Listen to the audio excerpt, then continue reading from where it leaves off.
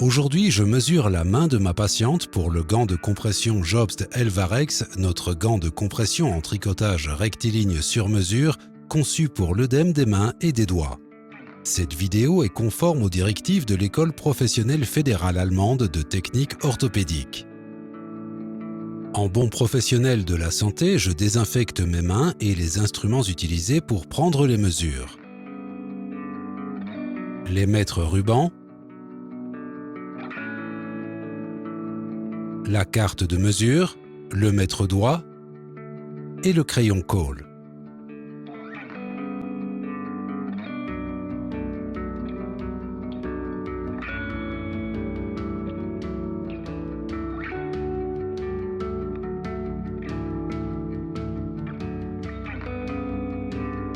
Je demande d'abord à la patiente d'étendre le bras sur une table ou un divan en relâchant les muscles.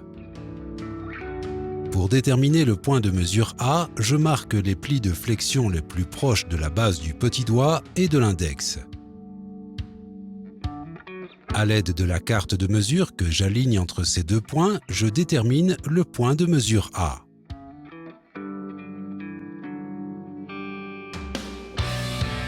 Je procède de même pour le point B en plaçant la carte perpendiculairement à l'avant-bras au niveau de la jonction entre le pouce et la main. Le point B se trouve à la hauteur de la jonction cutanée entre le pouce et la main. Pour le point C, je cherche le deuxième pli de flexion du poignet en repliant pour cela le poignet. Je marque le pli.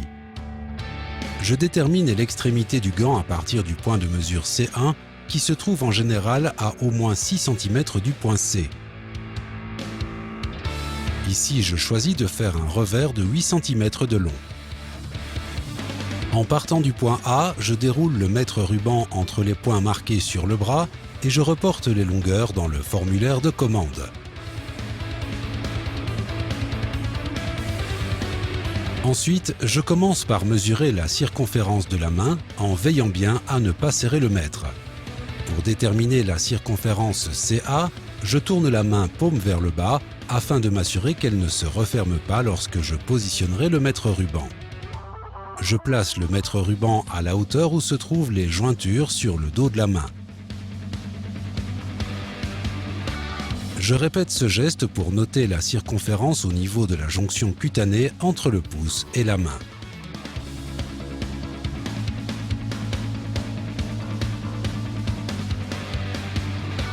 Pour le tour de poignet C, je place le mètre ruban de manière très lâche. Si la valeur à ce point est inférieure à 18 cm, je compte 1 cm de plus dans le formulaire de commande. Cela permet d'éviter l'effet garrot au niveau de cette zone sensible. J'ajoute 1 cm en cas de chevauchement entre le gant et le manchon de compression. Je mesure la circonférence C1 à nouveau sans serrer le ruban. S'il y a un chevauchement avec le manchon, j'ajoute 1 cm à la valeur mesurée pour C. Pour la longueur des doigts, je mesure chaque doigt sur son côté le plus court en prenant pour extrémité le lit de l'ongle. J'utilise la carte de mesure pour cette opération.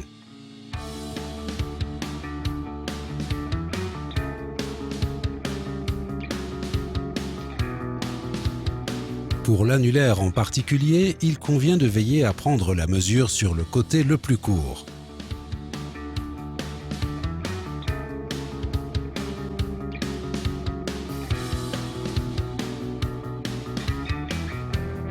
Pour la circonférence des doigts, j'utilise le mètre ruban pour doigt Jobst. Je le place au point où s'arrêtera le gant, c'est-à-dire au niveau du lit de l'ongle, et je prends la mesure. Je m'assure que le mètre ruban n'est pas trop serré en le faisant glisser d'avant en arrière.